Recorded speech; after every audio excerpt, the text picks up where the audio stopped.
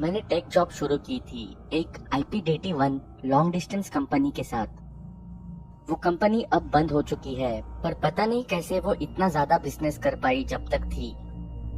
वो एक पिरामिड घोटाला था, बट शुक्र है मैं IT डिपार्टमेंट में थी, तो मुझे कुछ बेचना नहीं पड़ता था। वो एक टिपिकल छोटा टेक सपोर्ट वाला कॉल सेंटर था।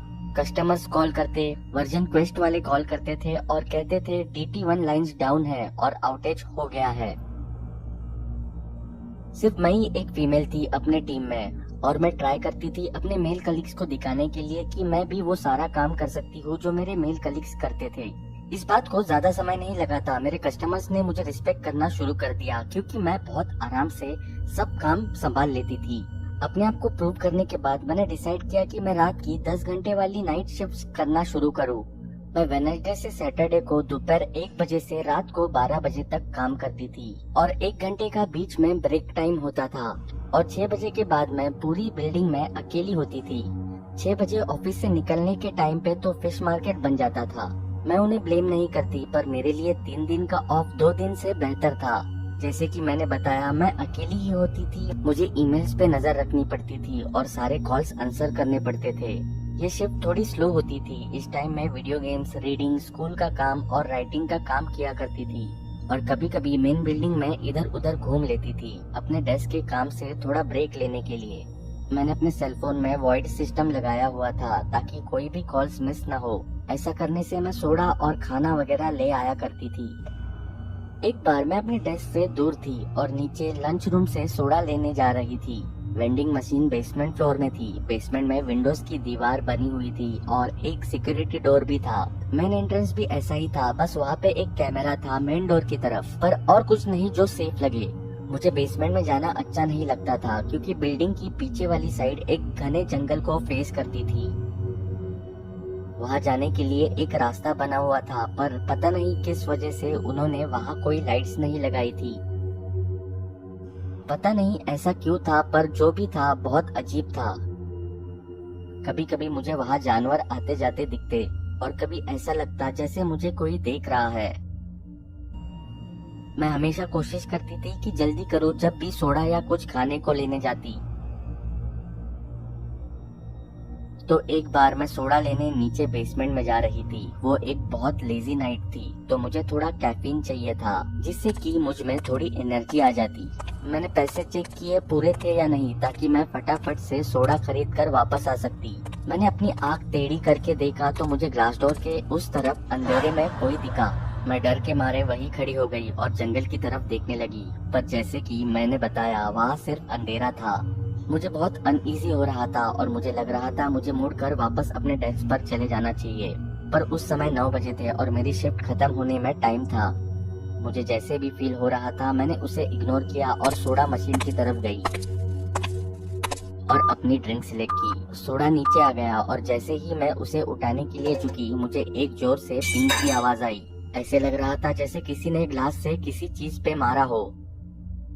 मैं उठी और मेरे गर्दन के पीछे मेरे रोंगटे खड़े हो गए। मैं धीरे धीरे पीछे मुड़ी और डर रही थी कि वहाँ कोई दिख न जाए, पर जैसे ही मैं पीछे मुड़ी, मैंने फिर से देखा कि वहाँ सिर्फ अंधेरा ही था। मुझे लगा ये मेन फ्लोर पे जाने का अच्छा मौका था। मैंने लिफ्ट की वेट नहीं की और सीढ़ियों से भाग के ऊपर आई। मेरा दिल ऑलरेडी जोर से धड़क रहा था कि मैं वहाँ गई ही क्यों, और फिर वो जोर की आवाज और अब 2 फ्लोर सीढ़ियों से चढ़ना। मैं अपनी चेयर पर वापस आई और अपने आप को शांत करने की कोशिश की। मैं एक बिल्डिंग में थी जिसमें दरवाजे बंद थे और केबिन्स भी।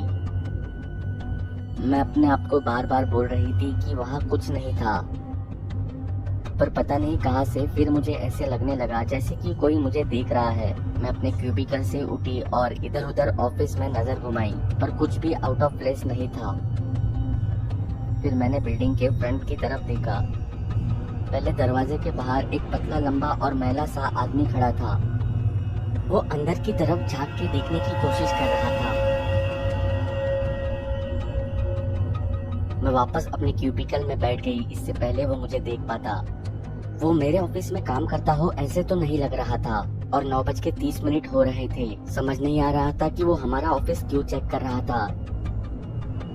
जैसे ही मैं चेयर में बैठी मुझे दरवाजे की हिलने की आवाज आई। मैं धीरे से उठी और मैंने देखा कि वो दरवाजे के हैंडल्स खींचने की कोशिश कर रहा था। शुक्र है वो खुले नहीं, पर जब मैं उसे देख रही थी वो मुड़ा और मेरी तरफ देखने लगा। उसके चेहरे पर चोट के निशान थे और वो बहुत गंदा भी था।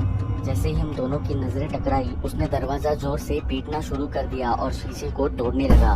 मैं बहुत ज्यादा डर गई थी और रात का समय भी था। उस ऑफिस के बिल्डिंग कॉम्प्लेक्स में मैं बिल्कुल अकेली थी। मैंने अपना हेडसेट उठाया और 100 पे कॉल किया। जब मैं ऑपरेटर के आने का वेट कर रही थी तभी मैंने देखा कि वो आदमी ग्लास डोर के एक तरफ से दूसरी तरफ घूम रहा था। पुलिस स्टेशन, आपकी क्या इमरजेंसी है? ऑपरेटर ने फोन उठा के पूछा। मेरा नाम समंता है और मैं स्पेक्ट्रम आईटी सर्विसेज बिल्डिंग में काम करती हूँ। मैं चाहती हूँ कि कोई आकर देखे। यहाँ एक आदमी मेरे ऑफिस बिल्डिंग में घुसने की कोशिश कर रहा है। जब मैं उससे बात कर रही थी वो आदमी वहाँ से गायब हो गया। मैंने सब तरफ देखने की कोशिश की पर वो मुझे नहीं दिखा। मुझे पता था कि वो ऐसे ही नहीं चला जाएगा। वो इतनी जोर से दरवाजा पीट रहा था और फिर एकदम से एक बहुत बड़ा पत्थर कहीं से आया और दरवाजे पर जोर से लगा। मैं चिल्लाई और अपने डेस्क के नीचे छुप गई। ऑपरेटर ने पूछा कि अभी क्या हुआ और मैंने बताया कि एक बड़ा पत्थर दरवाजे पर आके लगा। उसने पूछा कि ग्लास का दरवाजा इतना टूट गया है कि वो आदमी अंदर आ पाए। मैं देखना नहीं चाहती थी पर ऑपरेटर ने मुझे देखने को कहा ताकि पता चल सके कि वो आदमी कहाँ है। मैंने अपने डेस्क के नीचे से क्रॉल किया और डेस्क के ऊपर छुप के देखा कि पहले वाले दरवाजे में एक बहुत बड़ा क्रैक आ गया था। मैं डर के मारे सीट पर बैठ गई और ऑपरेटर से रिक्वेस्ट किया कि पुलिस को जल्दी से भेज दो। उसने कहा पुलिस रास्ते में है। मैंने ऐसी कहानियाँ पहले बहुत पढ़ी है और लोग कहते हैं कि पुलिस कभी भी टाइम पे नहीं पहुंच पाती और वो झूठ नहीं बोलते। ऐसा लग रहा था जैसे टाइम रुक गया है और तुम कुछ कर नहीं पा रहे। एक बार और दरवाजे की आवाज आई और उसके साथ ही शीशा टूटने की आवाज। मेरे बिल्डिंग्स के पास सायरन्स की आवाज आने लगी। मेरे कानों के लिए ये संगीत ही था। मैंने ऑपरेटर को बताया कि पुलिस आ गई है और उसे थैंक यू बोला। मैं उठी और मैंने क्यूबिकल वॉल के ऊपर देखा। वहाँ रेड और ब्लू लाइट्स फ्लैश हो रही थी पर मुझे वहाँ वो आदमी नहीं दिखा। दरवाजे के ऊपर वाला हिस्सा पूरी तरह से टूट चुका था और वो पत्थर एंट्री करके अंदर की तरफ पड़ा था। एक ऑफिसर अंदर आया और बाकी के ऑफिसर्स ने बिल्डिंग को चारों तरफ से घेर लिया था। मुझे उनकी गाड़ी की लाइट्स पूरी पार्किंग लॉट में चमकती हुई दिख रही थी। पहला ऑफिसर जो अंदर आया और जिसने मुझे ग्रीट किया वो एक बहुत दयालु आदमी था। उन्होंने मेरे साथ आराम से बात की और मुझे समझाने का टाइम दिया कि मेरे साथ क्या हुआ था। फिर मेरे बॉस आ गए और उन्होंने मेरा हाल पूछा और ऑफिस का नुकसान भी देखा। मेरे हस्बैंड को भी कॉल किया गया था और मैंने उन्हें बोला कि मुझे ऑफिसर्स घर छोड़ देंगे। मैंने थोड़े दिन के लिए छुट्टियां ली और दूसरी जॉब ढूंढने लगी जहां मुझे रात को काम ना करना पड़े। जब मैंने अपनी स्टेटमेंट दी तब मैंने ऑफिसर को बताया कि वो आदमी मेरे पुराने कलीग का जानने वाला हो सकता है जिसको चोरी करने की वजह से नौकरी से निकाल दिया था और वो कभी वापस आया नहीं। उसको पता था कि लोग कब आते और जाते थे। उसको ये भी पता था हम लोग बेचने वाले सेल फोन्स कहाँ रखते थे।